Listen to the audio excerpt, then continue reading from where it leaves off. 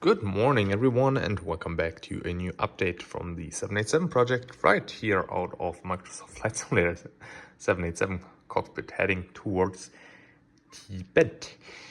Before I start, I wanted to give a huge thank you to all of you and especially to the feedback from the last update. I'm absolutely blown away. I don't really know what to say, but thank you very much.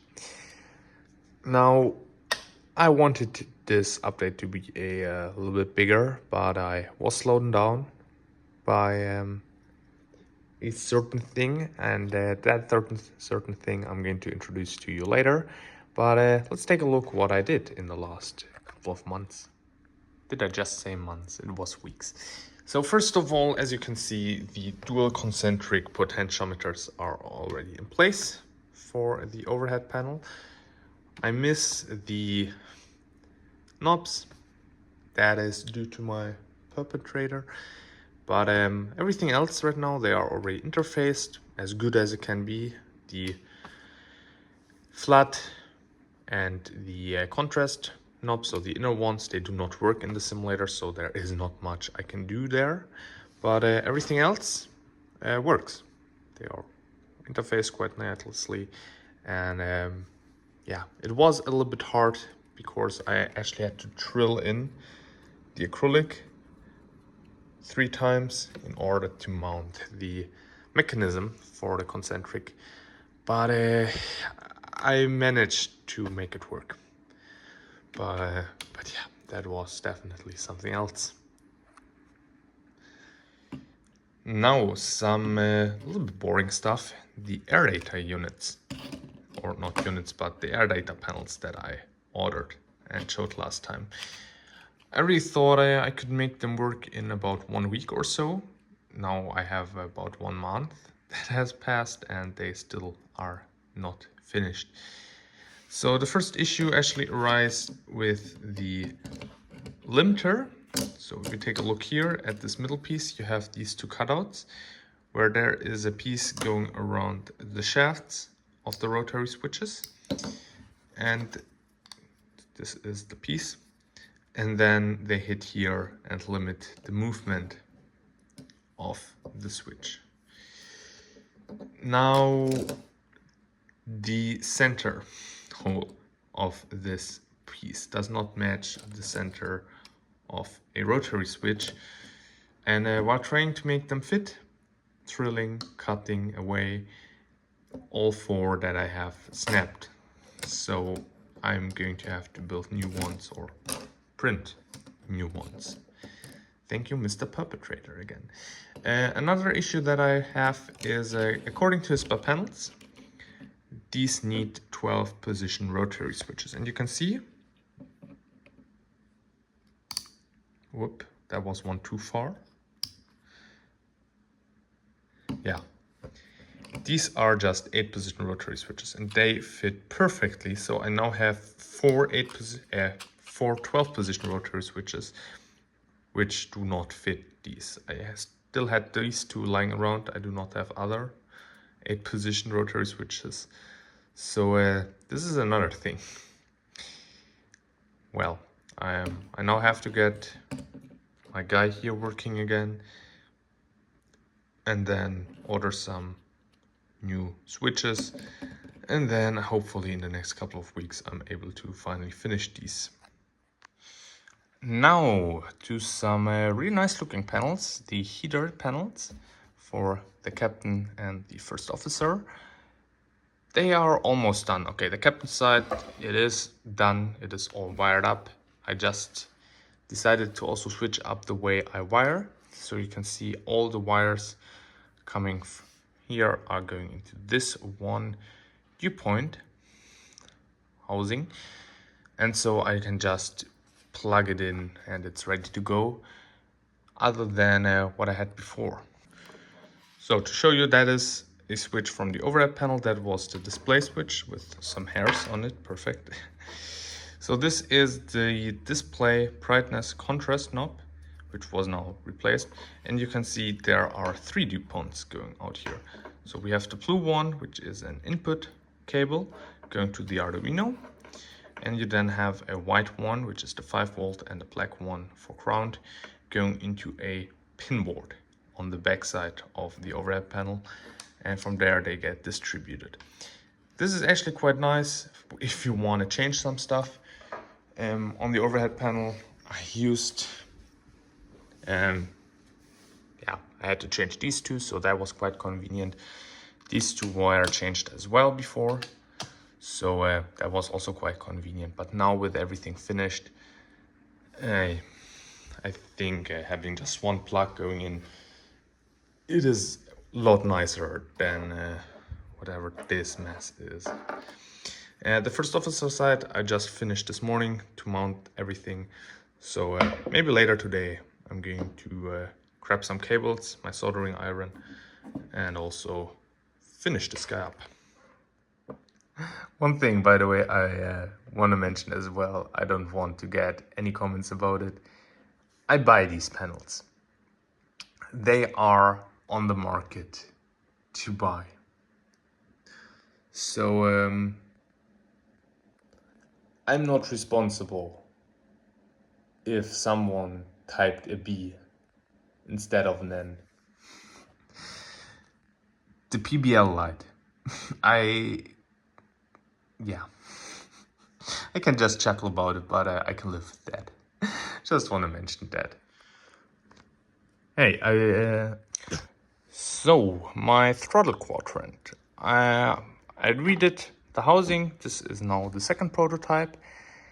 Sadly, it works very good, but I cannot use it as the final product as I forgot to cut out the part where the engine start panel sits, or the fuel cutoff switches.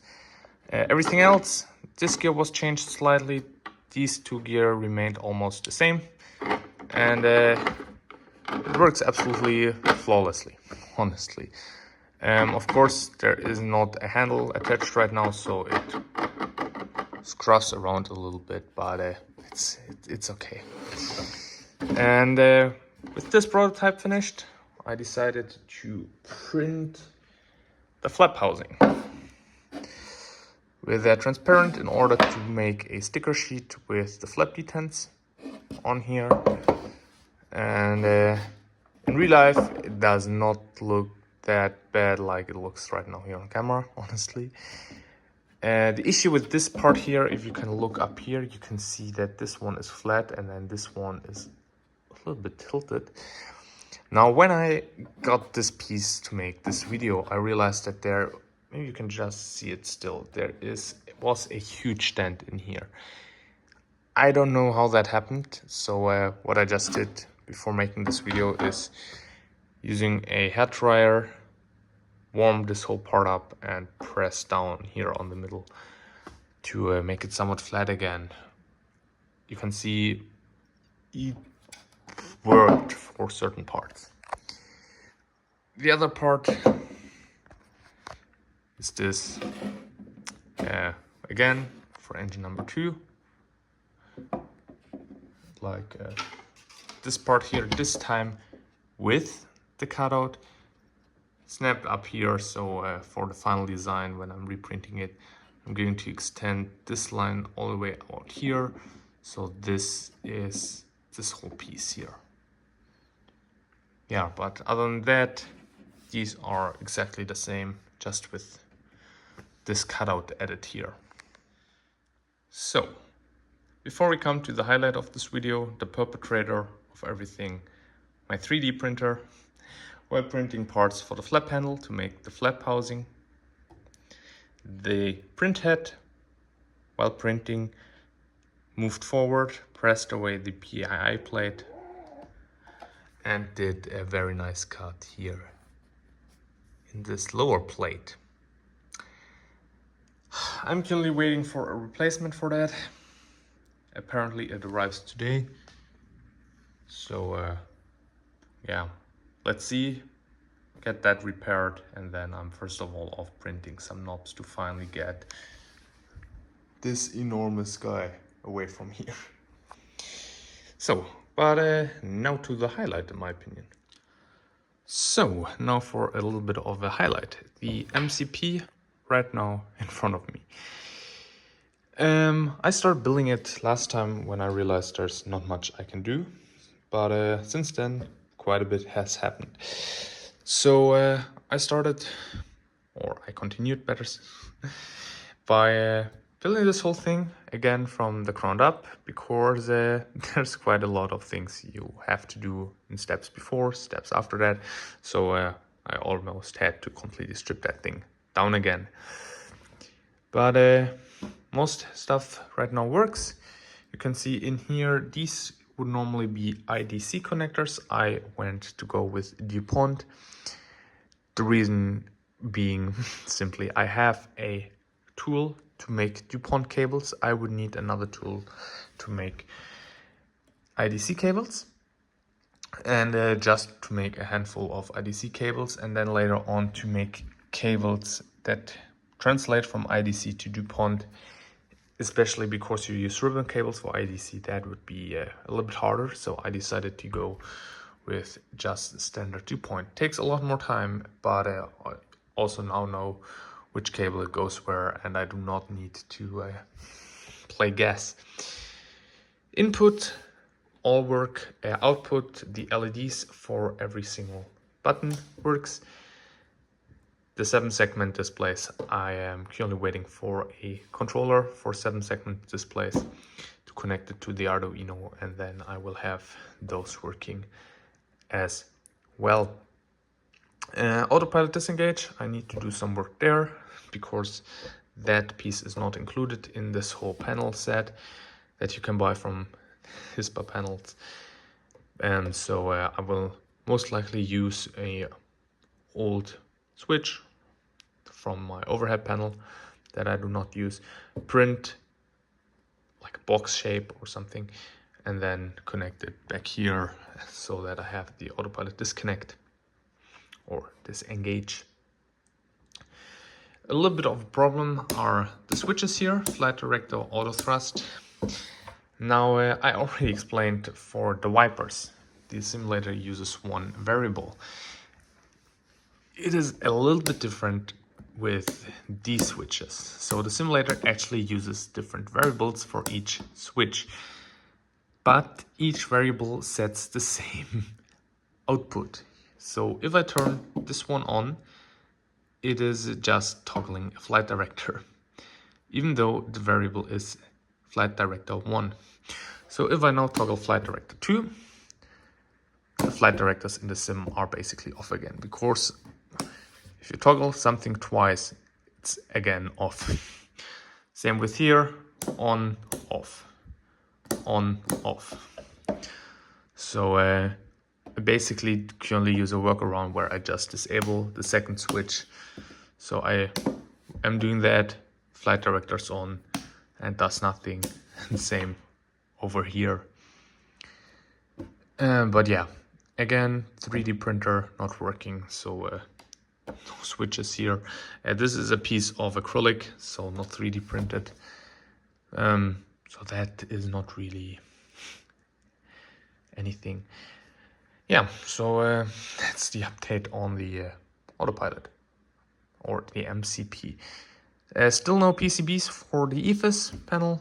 I will probably get them once everything else is done. But yeah, hope you enjoyed this update. Until then, have a wonderful rest of the week. Hope to see you next time. Bye bye.